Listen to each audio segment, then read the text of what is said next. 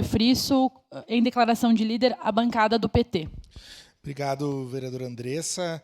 Bom, tantos temas foram abordados nessa sessão, temas complexos, né? Desde a segurança pública ao esporte, mas eu quero fazer aqui uma relação entre a situação climática que nós vivemos e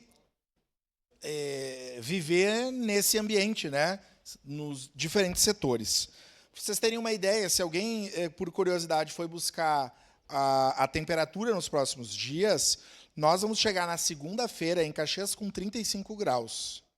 35 graus na segunda-feira é o que a previsão do tempo estabelece como possibilidade. Se a gente pensar, por exemplo, em Porto Alegre, nesse delay aí de 3, 4 graus a mais, ou aqui no Vale dos Sinos, vocês imaginem a condição climática para se viver nesse tipo de ambiente. Ontem eu levantei nas minhas redes sociais esse tema e recebi inúmeras mensagens dos profissionais da educação, dos colegas professores e professoras das redes públicas, especialmente da rede pública estadual. E eu digo especialmente porque, em que pese as nossas escolas do município terem muitas dificuldades e terem problemas de infraestrutura, as escolas estaduais sofrem mais com essa situação. Vocês imaginem uma turma, por exemplo, nós temos escolas, né, com anos finais do ensino fundamental à tarde, uma turma de 7º ano com 30 alunos, agora, nos primeiros períodos da tarde, né, num calor beirando os 40 graus, a sensação térmica de uma sala de aula. Ou de uma educação infantil, de uma turma de 4 e 5 anos, que tem ali o quê? 12, 15 estudantes, numa sala de aula, seja numa escola nossa, pública municipal, ou das conveniadas. Então, a primeira questão que eu queria apontar aqui, o nosso líder de governo não está, conversei com a secretária de Educação ontem, secretária Marta, sobre outros temas, mas, para situações excepcionais, nós precisamos de medidas excepcionais. Nós temos, em Santa Maria, ontem se relatavam situações de estudantes e profissionais da educação desmaiando, passando mal nas escolas, nesse caso da rede pública estadual, mas os relatos que eu recebi ontem foram da rede pública estadual e municipal aqui de Caxias, e que nós precisamos pensar em alternativas imediatas, sob pena, e eu fiquei 14 anos em sala de aula, e quero dizer para vocês, trabalhar nessas condições é praticamente impossível.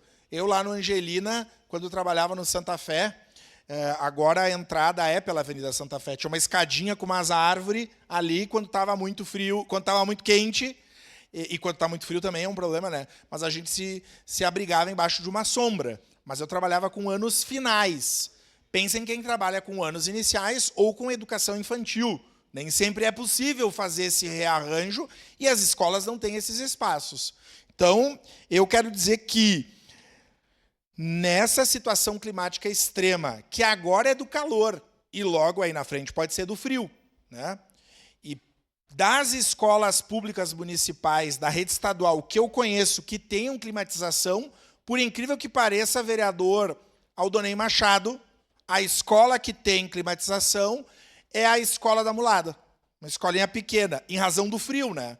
Então lá eles acabaram instalando climatização, são 2 salas de uma escola pequena, multisseriada, Irmão Pedro, isso, Irmão Pedro. Mas na 99% das nossas escolas da rede estadual e da rede municipal não tem climatização. Até porque a maioria tem uma fiação elétrica obsoleta e se botar um ar-condicionado cai a chave, como diria o meu pai. Um relatório do MEC, realizado pelo INEP em 2023, apontou que apenas 33% das escolas no Brasil têm climatização. 33%. Eu lembro das vezes que tive no Nordeste, quando a gente visita as escolas do Nordeste, muitas delas têm, inclusive, a lei municipal dessas cidades, do Norte e do Nordeste. Nós já, há 10 anos atrás, vereador Edson da Rosa, quando o senhor foi secretário de Educação a primeira vez, Acho que nem passava na cabeça instalar ar-condicionado em escola em Caxias do Sul, porque era visto como um luxo ou algo pouco necessário. Mas a realidade que nós temos desse momento que vivemos é de uma necessidade de humanidade da gurizadinha e dos profissionais da educação. Então, eu quero chamar a atenção aqui para uma ação que é de curto prazo, que é imediata, para a semana que vem, considerando que a temperatura vai se elevar, e nós precisamos dar uma resposta. Claro que tem que ser construída, né, com as comunidades escolares, tem a questão do calendário, do transporte escolar, tudo isso é complexo. Agora, estudantes e professores, e merendeiras, higienizadores, cuidadores, desmaiando nas escolas, é uma situação complicada e que nós precisamos nos atentar. E, além disso, é planejamento e investimento. Eu ouvia da secretária de Educação, na reunião que o senhor também participou lá da RAI, vereador Edson. Peço uma parte. Já lhe concedo. Essa perspectiva da construção de escolas de educação infantil, nessas escolas, sejam pelas PPPs, os projetos precisam necessariamente considerar a climatização. Eu busco o Miguel, e o Miguel está numa escola da rede privada de educação infantil, e tem climatização lá. Quando eu pego ele no final do dia, as professoras, as profissionais da educação estão visivelmente exauridas.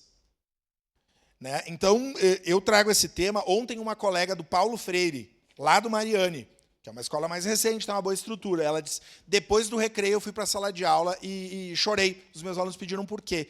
Porque estava um ambiente tão insuportável, anos finais. Ela disse que, sabe, de pena, né, do clima, do calor, desse caos climático que a gente vive e que afeta as nossas relações. Então, acho que é um tema importante e que, muitas vezes, seja quem projeta, quem faz os projetos, quem define as políticas por conta de outros interesses, acaba não considerando esses problemas. Né? Eu fico pensando aqui na rede estadual, por exemplo, lá no Alexandre Zattera. Eu fico pensando na situação do Alexandre Zattera. Eu sei que é uma reforma constante, tem problemas lá graves, como em tantas outras escolas da rede municipal que nós temos, que tem problemas de fiação, quase todas, né? As mais antigas, todas teriam que trocar fiação. É uma exorbitância de dinheiro, mas que precisa ser feito para que, num futuro breve ou distante, se consiga garantir essas condições. E destaco, acho que a rede pública, a gestão, a nossa secretária da Educação precisa se manifestar de quais medidas a serem tomadas. Eu sei que o calendário pode ser flexibilizado, porque a semana que vem o calor vai ser intenso e, enfim, nós precisamos nos organizar e que a comunidade escolar tenha as mínimas condições de trabalhar e as nossas crianças de estarem nessas escolas fervendo. Isso é uma parte, vereador. Muito obrigado pela gentileza. É uma realidade que se altera em todo o hemisfério sul, e a gente verificou essa realidade no hemisfério norte, tendo o verão mais quente da sua história, na integralidade dos dados computados no ano de 2024. E é uma realidade que eu escuto todos os dias por trabalhar nos sindicatos metalúrgicos. O senhor imagina, se na escola a gente encontra um ambiente insuportável, o senhor imagina numa fundição. O senhor imagina um rapaz que está soldando um tanque. Imagina quem está soldando uma carreta. E os sindicatos metalúrgicos têm sido firmes nisso. Ontem a BBC Brasil fez uma reportagem acerca da atuação e da realidade dentro das indústrias em razão do calor. A gente vai ter uma temperatura média de 42 graus dentro de uma indústria.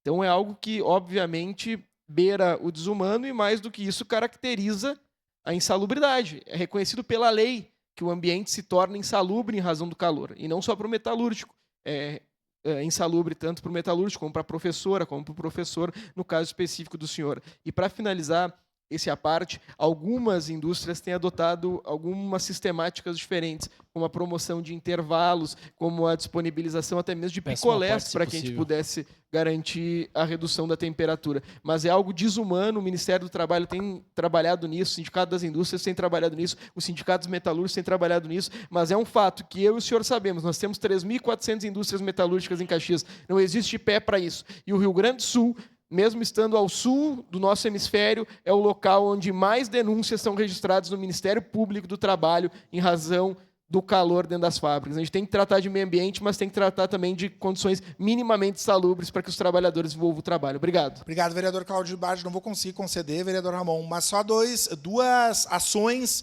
de secretarias que já vão ao encontro desses problemas de flexibilizar. Eu vi um vídeo da Codeca, já concluo, de capina sendo realizada à noite, que não é impossível, então quero saudar que acho que uma dessas páginas veicularam, acho que a única possibilidade de realizar esse trabalho, né, é num horário alternativo, e conversei ontem com o secretário Geraldo da Saúde, que ia ter reunião com os gerentes das UBSs, flexibilizando os agentes comunitários de saúde. Vocês imaginem um agente comunitário de saúde no Monte Carmelo, nos Braga, enfim, nos diferentes lugares da cidade, caminhando com 35 graus. Então, o secretário Geraldo disse que ia conversar com as gerentes para flexibilizar, que eu acho que todos os gestores, aí, públicos ou privados, precisam ter o mínimo de humanidade quando é possível, né, possibilitando que as pessoas sofram menos nesse calor extremo. Obrigado. Obrigada, vereador. Devolvo os trabalhos